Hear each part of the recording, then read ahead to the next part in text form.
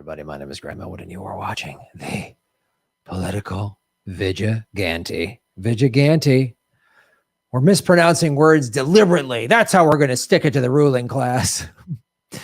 Well, as you know, in the last year, since this late spring of 2020, I started researching more about cryptocurrency, specifically Bitcoin, and I've learned, wow, it's pretty powerful in what it can do. But I've also shown you how the corporate media, which gets a lot of money and a lot of funding from the big banks and the hedge funds and all that, keeps putting out this crazy crap saying it's no good. Bye Bitcoin. It's time to ban cryptocurrencies. The Hill said this. Robert A. Manning, an opinion contributor, the views expressed, blah, blah, blah. It's an op-ed piece. But we're going to find out who Bobby Manning is in just a second. Yeah, I think he might have some interesting places that he works. Well, first, this is funny because please go to 99 Bitcoin obituaries because Bitcoin has died 425 times. This site is great. They list in the 11 or 12 years that Bitcoin's been around, January of 2009, all the times some reporter, financial expert wrote Bitcoin's dead. And they please tell you to submit an obituary. So this is part of them.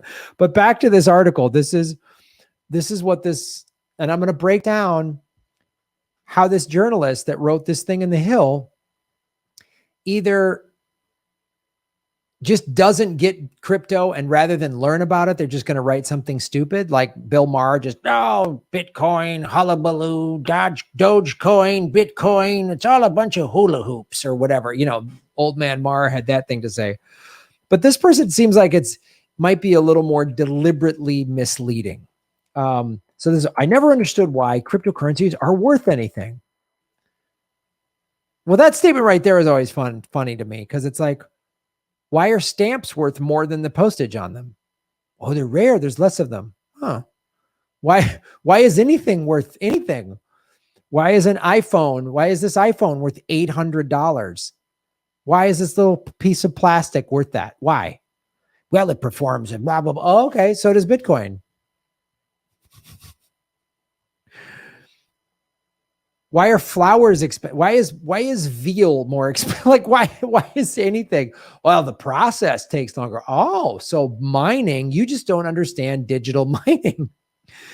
Anyway, of course, the untraceable payments are worth a lot to ransomware hackers, cyber criminals, and money launderers. God, they go right into the bullshit that we've already debunked on the show, that everyone who's learned anything about cryptocurrency, specifically Bitcoin. So there's two problems that they have here. First of all, they'll lump Bitcoin into all cryptocurrencies, and all cryptocurrencies are not alike, as I've discussed many times on the show.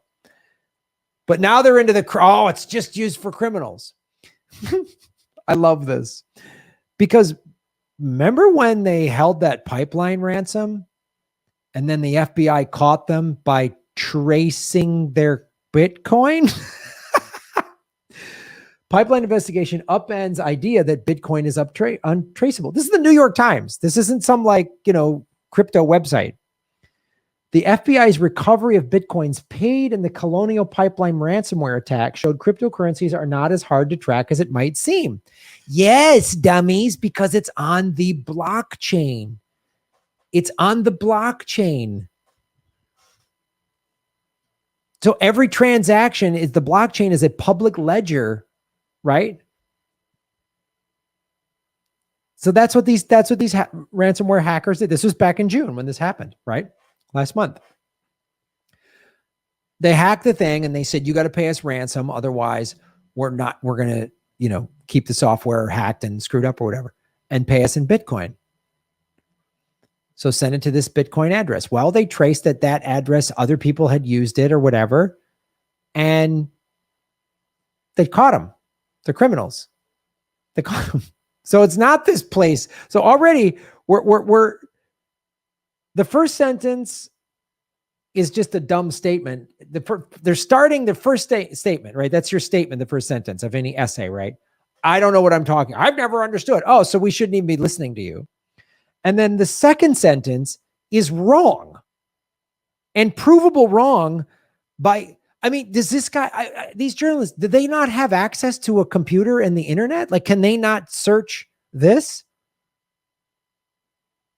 I vaguely studied this story. When this happened, I kind of looked at it, read it a little bit. Oh, wow. And then they caught him through him. Look at that. I just vaguely remembered that and was like, wait a minute. Tracking cryptocurrencies solved the ransomware hack. I just put that in a search engine. Bing, New York Times article comes up. And this is from the New York Times article. The Justice Department announced it had traced 63.7 of the 75 Bitcoins, some 2.3 million of the 4.3 million that the colonial pipeline had paid to the hackers. The Justice Department. So all of this, they're just using it for criminal activity, which each one of these statements you have to unpack for how stupid and wrong and either woefully ignorant or deliberately misleading. Well, I can't decide. Are they just idiot? Bill Maher seems like an idiot. So first of all, it's only used for criminality. I mean, I've said this. I will always say this. The US dollar has the most blood and drugs on it of any currency on the face of the earth. So much crimes has been committed using the drug money. I mean, like money laundering. I mean, all of it. I mean, people use the internet. People use websites for crimes. There's human trafficking on websites. There's illegal scams on websites. So that means all internet is criminal. All websites are criminal. So when you go to your local public library's website to check out a book, that's the same thing as someone that's scamming you with the Nigerian lottery. It's the same thing. It's so preposterous. So let's go back to this jackwagon thing. It's the time to ban. And he goes into the article is just ridiculous, how the government needs to come in. So this is where either this guy doesn't know what he's talking about and likes to shoot his mouth off when he doesn't know what he's talking about, or is deliberately part of this scare tactic. So the last month or so, last 2 months since May, the Bitcoin price was like 50, 60 grand. And then it's plummeted, right? It's gone down to 50 and 40, and it's consistently been in the like 30 to 35,000 range. Now, just earlier today, it went up to $40,000 and there was a little bit of a sell-off. When it gets to these big numbers, people sell it off. But they basically and I've talked about this on the show, the interviews with Rosie Tran, with Christy I. We've talked about how this manipulation is deliberate. Elon Musk and these big banks deliberately tried to scare weak hands out.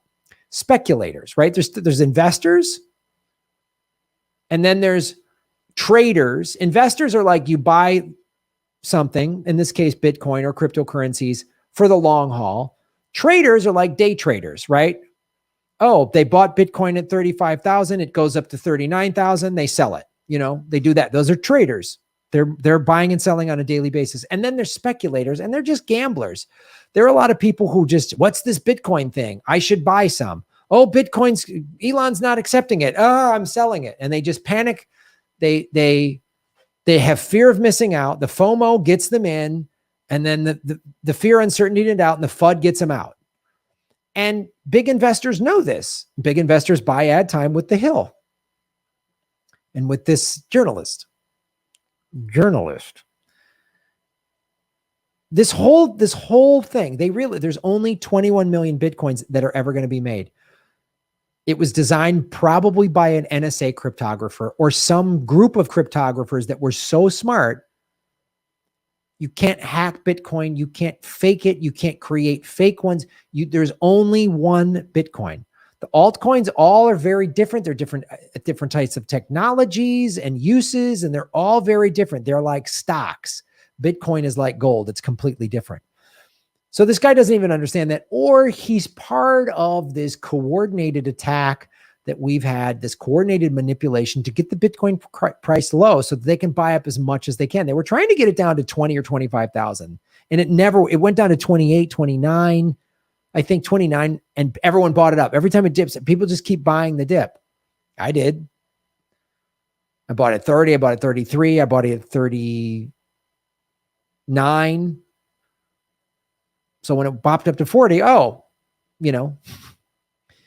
So this is deliberate. My guess is this journalist is deliberately trying to scare people into either mainly selling their Bitcoin, hopefully not buying it, but selling is what they really want. They want a bunch of people who bought some Bitcoin, maybe last summer when it was 10 grand, 11 grand, 15 grand, anywhere from the 10 to $20,000 range. They want those people to sell, get out.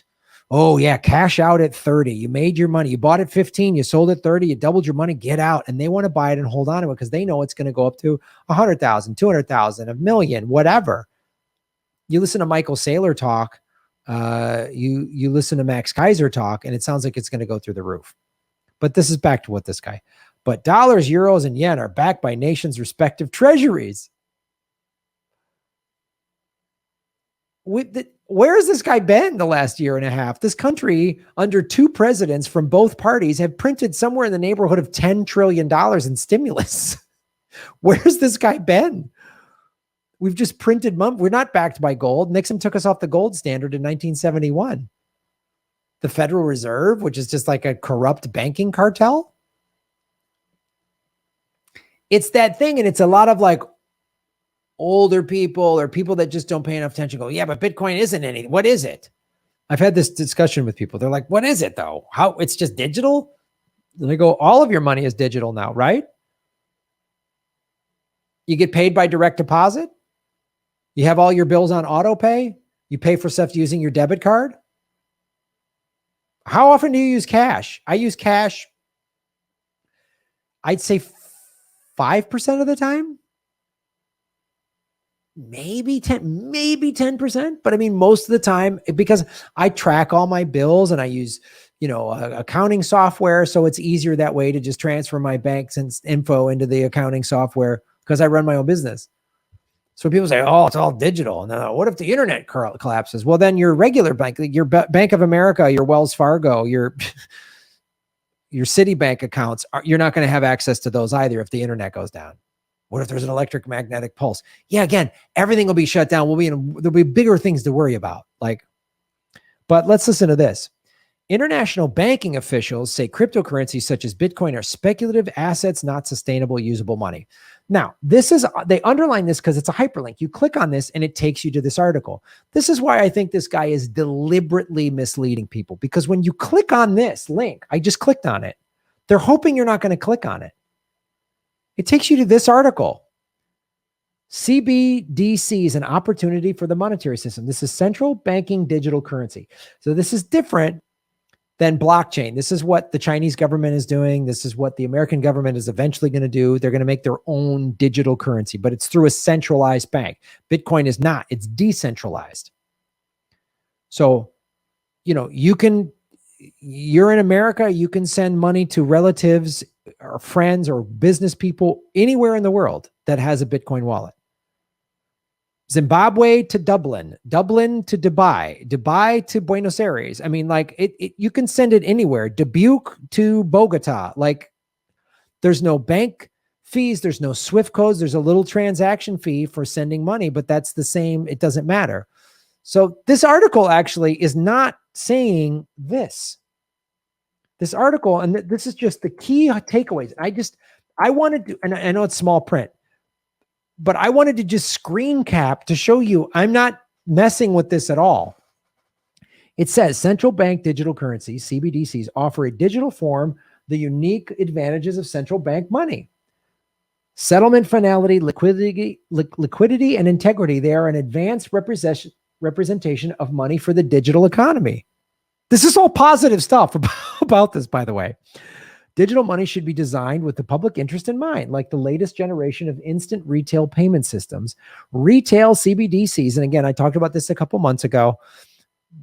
The Chinese government introduced the Chinese yuan, and they gave people a bunch of it. They gave 100,000 people $25, the equivalent of $25, to just try it out and test it, to see it, and which businesses accept it. They're just trying to test it out, right? Digital money should be designed with public interest in mind, like the latest generation of instant retail payment systems. Retail CBDC should ensure open payment platforms and a competitive level playing field that is conducive to innovation. That's not what the journalist said. Oh, even this new article says it's no good. No, that's not. He's hoping you don't click on that link. The ultimate benefits of adopting a new payment technology will depend on the competitive structure of the underlying payment systems and data governance arrangements. The same technology that can encourage a virtuous cycle of greater access. I mean, it just goes on and on how great it is. CBDCs and open platforms are the most conducive to a virtuous circle.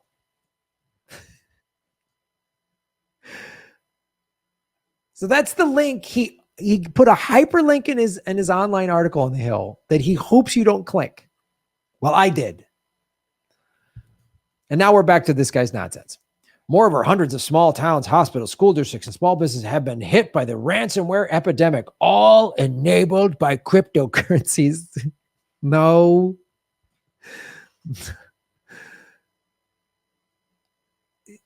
So this is a false equivalency. He's saying cryptocurrency is causing more hacking. No, hacking has been around for a while. You just need more online security systems, right?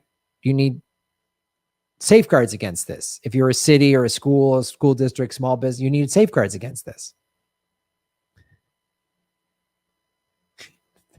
They're not like doing it because of cryptocurrencies. They're hacking your system and they went, oh, we can get money this way. But it's still traceable. The Department of Justice caught them.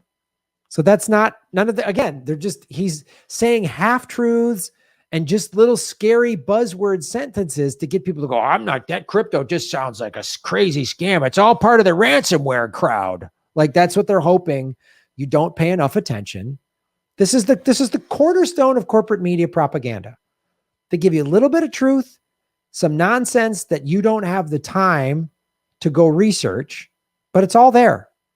Again, I showed you a CBDC study that was done by big investment firms. I showed you a New York Times article. I didn't like find some crazy article on some weird blog by some crypto activist or whatever.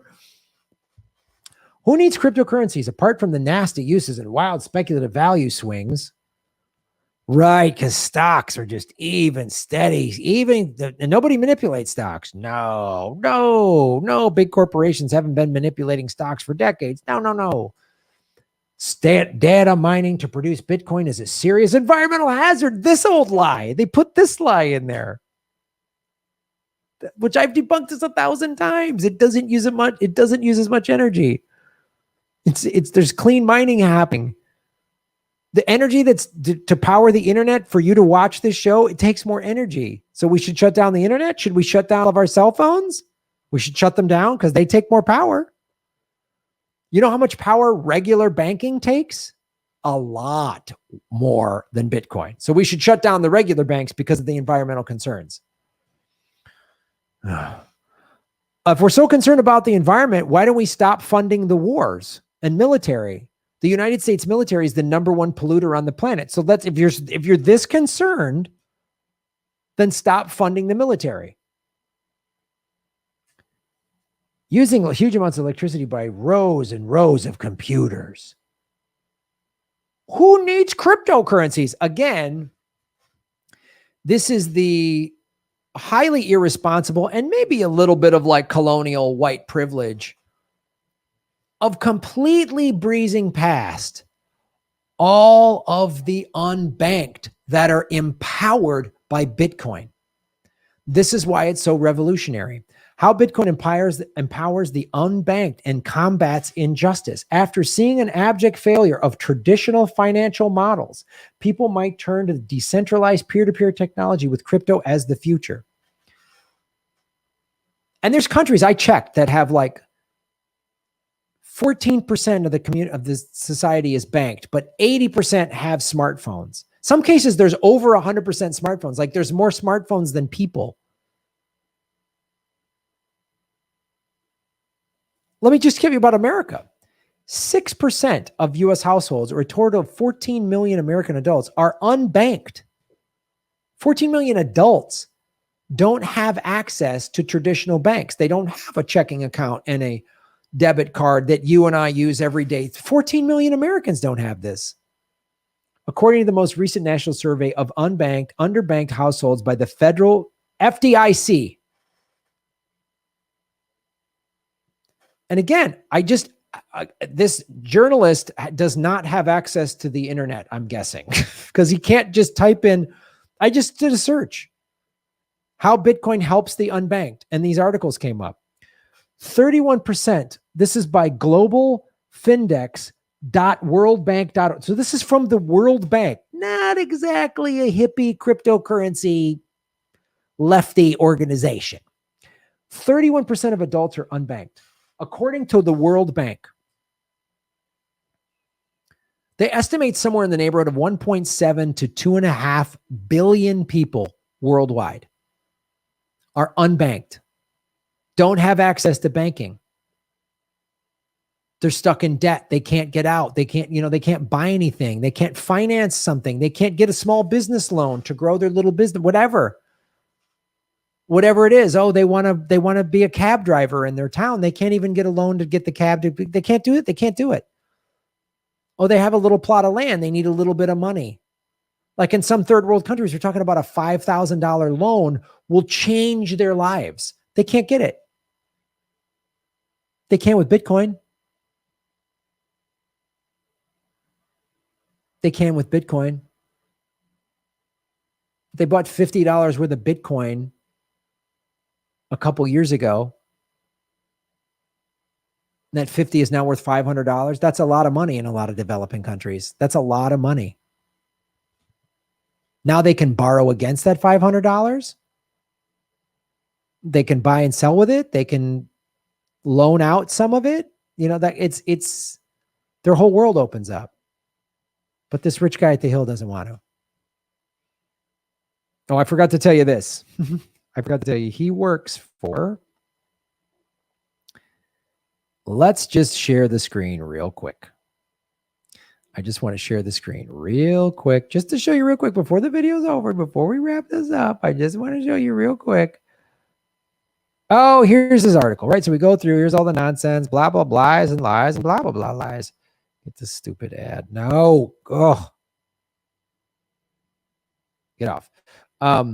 This is where we go, oh, blah, blah, blah, blah, blah, blah, blah, blah, blah, blah, blah, blah. Robert A. Manning is a senior fellow at Brent Snowcraft Center for Strategy and Security at the Atlantic Council. Oh, they're on the up and up. He was a senior counselor to the Undersecretary of State for Global Affairs from 2001 to 2004. Member of the U.S. Department of State Policy Planning from 2004 to 2008. So he's a Bush guy. And on the National Intelligence Council Strategic Futures Group under Obama. Oh, a banking intel guy. Works for the Atlantic Council and Bush and Obama. Sure. We should trust this guy. Absolutely. Absolutely. We got to trust this guy. Sure. I bet you $10 that guy's got at least $500,000 in Bitcoin. I bet you he wrote that article, watched the price drop, and scooped up a bunch.